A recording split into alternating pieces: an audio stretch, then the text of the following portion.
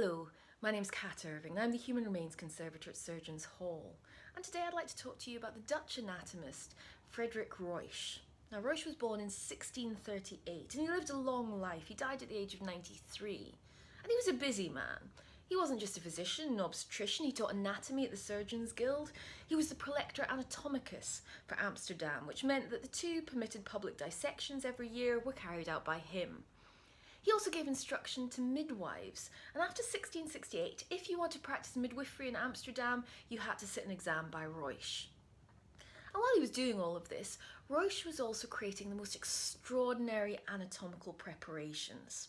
And he had 5 rooms of his own home dedicated to their display, and for a small fee, members of the public could come in and have a look. So what made Ruysch's preparations extraordinary? Well, for starters, they were very elaborate. His daughter Rachel, who was an artist in her own right, would make garments out of lace for them.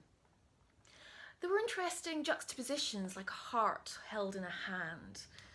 And central to each case in Ruysch's cabinet was a still life, a tableau, which would show fetal skeletons posed amongst landscapes made out of calculi, so the stones from the bladder or the kidney or the gallbladder. There'd be trees made out of injected blood vessels or bronchi. Sometimes the skeletons would be weeping into handkerchiefs made out of mesentery. So these weren't just for anatomical teaching, these were meant to be memento mori, things to remind us of our own mortality. Now to us today this might seem macabre or distasteful, but Ruysch was actually drawing on an older anatomical tradition that went back over a century to Vesalius. In 1543, Vesalius published his revolutionary De Humani Corporis Fabrica, on the fabric of the human body. And the illustrations in that depicted Vesalius's dissected figures against classical landscapes in allegorical poses, usually reminding us of our mortality. So, for example, in one, a skeleton leans against a gravedigger's spade. In another, a skeleton contemplates a human skull while leaning on a pedestal inscribed with the Latin, "Genius is forever, all else is mortal." So what Ruysch is doing is taking these ideas and making them 3-dimensional. Another thing about Ruysch's preparations was how lifelike they looked. Now for fluid preservation, Ruysch used something that he called liquor balsamicus, his own secret recipe that he didn't tell anyone, but seems to be nothing more than spirit of wine with black pepper in it.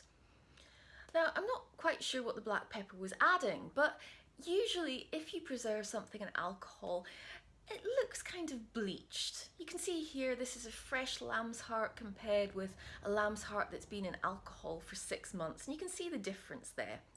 You don't see this in Ruysch's preparations, and this is because he developed a technique which involved very, very fine injections of coloured waxes, again his own secret recipe, into the skin, which gave it the flush of life.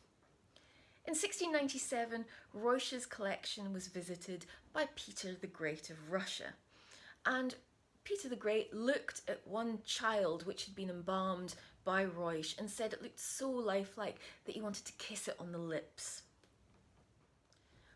Peter the Great wanted to modernise Russia and introduce new scientific ideas, and in 1714 he conceived of a Kunstkamera, a cabinet of curiosities in his new city of St. Petersburg, which would disseminate scientific knowledge. For its first director, he appointed his most trusted advisor, a Scottish surgeon by the name of Robert Erskine, who'd arrived in St. Petersburg in 1704.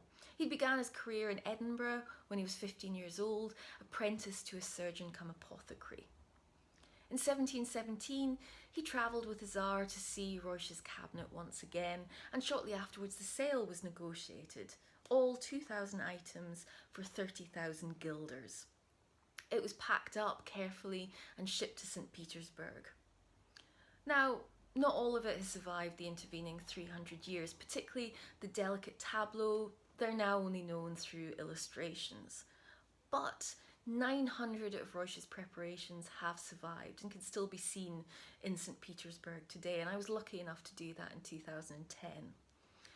To my mind though, more disturbing than Ruysch's preparations are the collection of teeth that had been personally pulled by Peter the Great. Now, Peter the Great, it seems, was a very keen amateur dentist. And anyone complaining of toothache near him would soon find this 6'7" monarch towering over them with a pair of pliers, which must have been quite terrifying.